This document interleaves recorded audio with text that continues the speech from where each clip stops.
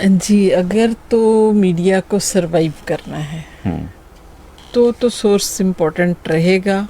उसकी importance, medium is the message, आपने ये सेइंग सुनी हुई है। तो लेकिन असल बात कंटेंट क्या है। हम मीडियम तो कोई भी हो सकता है, सोशल मीडिया हो, रेडियो हो, टीवी हो, न्यूज़पेपर हो, मीडियम कोई भी हो, मैसेज क्या देना चाहते हैं।